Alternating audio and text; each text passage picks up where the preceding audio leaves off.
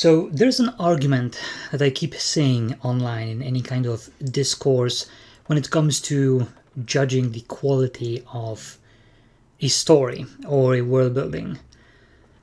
It's the fucking argument that I hate, which is magic and dragons exist, therefore nothing needs to make sense.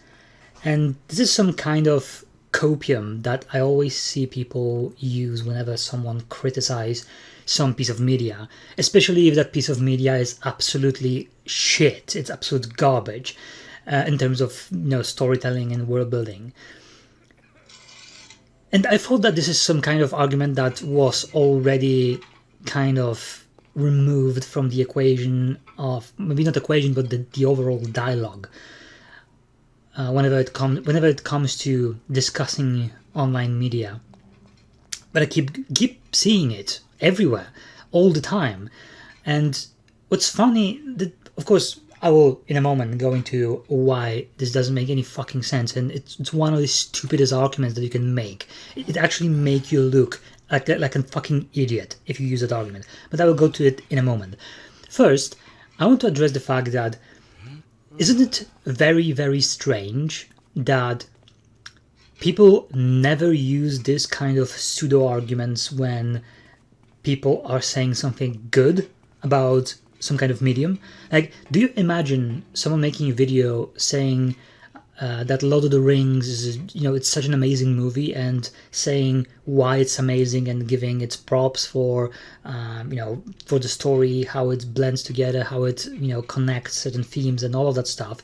And someone says, oh, but, it has magic and dragons, therefore, why do you say good things about it? It's always when you criticize something. Did you find that funny? That whenever you criticize something, people use these stupid arguments, but it's never when you say something good. It's the same with, to be honest, a lot of different pseudo arguments that people use. For example, if you haven't watched a certain piece of media or you haven't experienced it, for example, I do judge some video games that I never played in terms of story, because, for example, I watched a playthrough, so I haven't played, so I don't judge the gameplay because I don't have the feeling of the the controls and everything. But I see the story, there are cutscenes, there are dialogues, and I can judge the story because I witness it. But you will always have some, smartass who don't fucking know what he's saying that I cannot say if something is good or not because I haven't played it. It doesn't matter if I haven't played it. If I experience the story and I know exactly what is the story about, I can tell you each point of the story, and I can tell you why exactly. I will go scene by scene, dissecting what doesn't work, what didn't make sense. What does it matter if I played it or not? And it's very similar with watching reviews. And of course, the exact same thing happens whenever you have something good to say. So if you never played something, but you watched a playthrough and you really liked the story of something, a great example for me, for example, is Silent Hill 2. I never played Silent Hill 2, but I watched a couple of playthroughs, and I really love the story. I love the atmosphere, and I can brag about all of it all the fucking time. And no one, if I would make a video about that, no one would complain about me not playing the game because I say something good about the game. It's only when I say something bad about it. So going back to the idea of dragons exist, therefore nothing needs to make sense. First of all, if dragons exist and magic exists, therefore nothing needs to make sense, let me ask you a question. Why do you like something? Is it because it doesn't make any kind of sense? Let me ask you a second question. If it doesn't need to make sense because dragons and magic exist, why gravity exists in that universe? Why people need to eat food? Why people feel sad when someone close to them die? Why, if, a missile hits a building, the building explodes? Well, magic exists. Why just, let's say, why won't have a situation where a missile hits someone, he becomes splattered into pieces, and then after some time, he becomes, not only he's alive, because, yes, he's alive. Yeah, you saw him splattered to pieces, but he's alive. he's actually like that cured his cancer, okay, and that also made him more happy. Also, that gave him superpowers, so he now jumped to the sun. He took the sun in his bare hand. Yes, he has such a big hand, and he threw the sun into the center of the universe in 1 millisecond. And the universe exploded, but turns out the universe was actually a dream of Legolas in Lord of the Rings. Legolas wakes up, and because he had that dream, like, do you see where I'm going? Like, you can make a story that doesn't make any fucking sense, and I guarantee you, you would never want to, you would never say that this story is great, because that story wouldn't make any fucking sense. So the question is, why do we need stories that make sense? Because you need stakes. You need stakes to have some kind of feeling and care for people. And if you don't understand how a certain world works, a fictional world works, you cannot really feel any kind of things towards and understand, because feelings are subjective, although they can be... The feelings are subjective, but they manifest using objective reasons. Like, for example, I can feel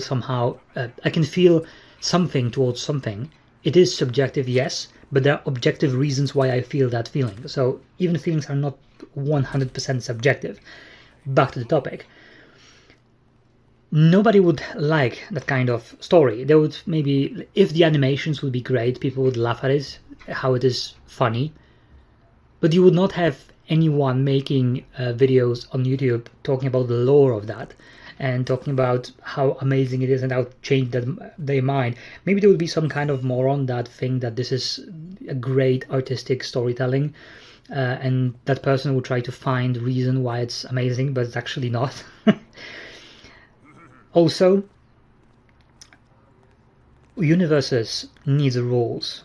So even if you create some fantastical stuff, even if it's high fantasy and magic is plentiful everywhere, there are always some kind of rules. They don't need to be quote-unquote written down, they don't need to be explained, but you need to subconsciously understand them. So, of course, I'm talking you in the perspective of the audience.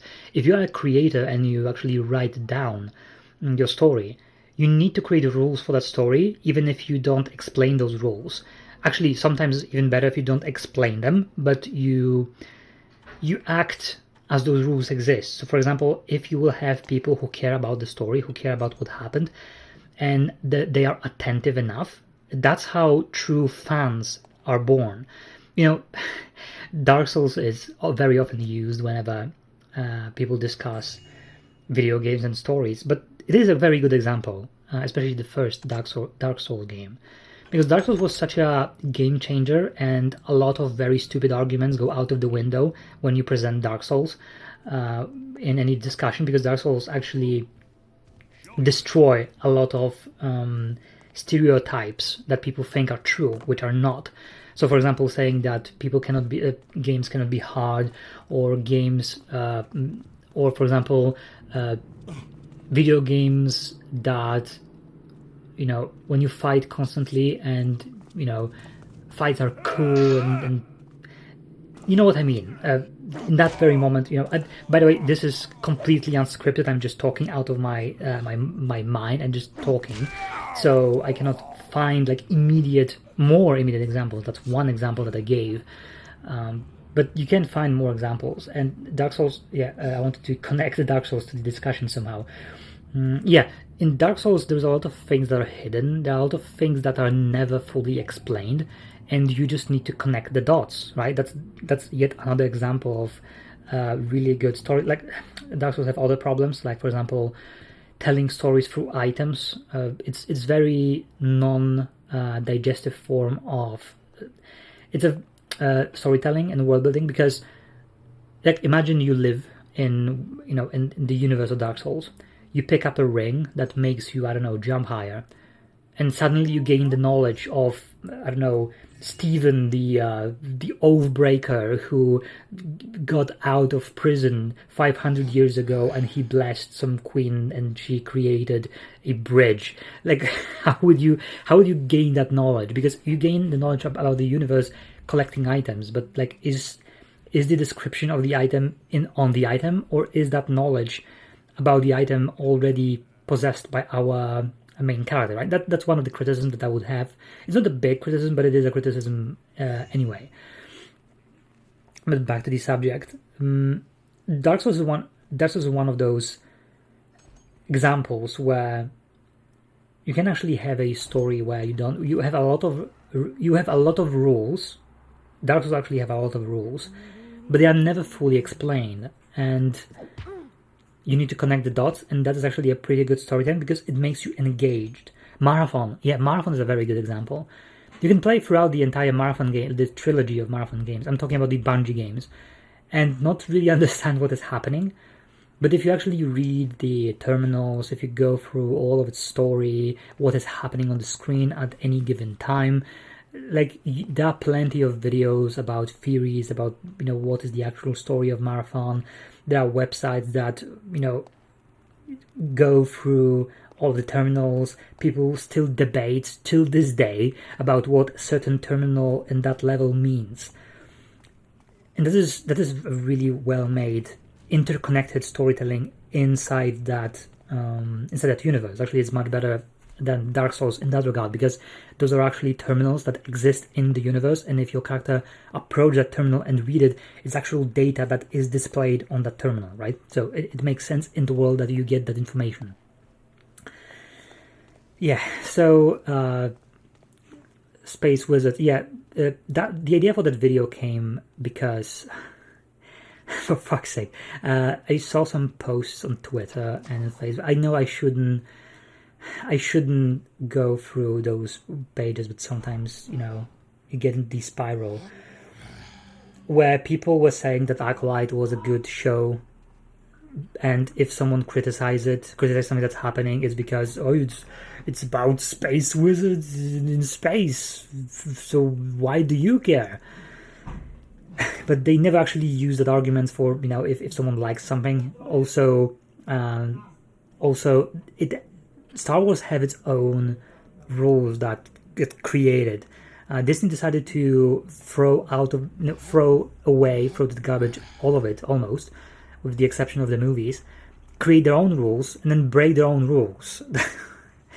And then you will have the Disney shills talking about why it's such an amazing piece of media and try to find excuses why it works, even though it absolutely doesn't, and they will have absolutely no arguments, and the only counter argument will be, those people don't understand that it's about space wizards in space. Just don't fucking use that argument. It's really dumb.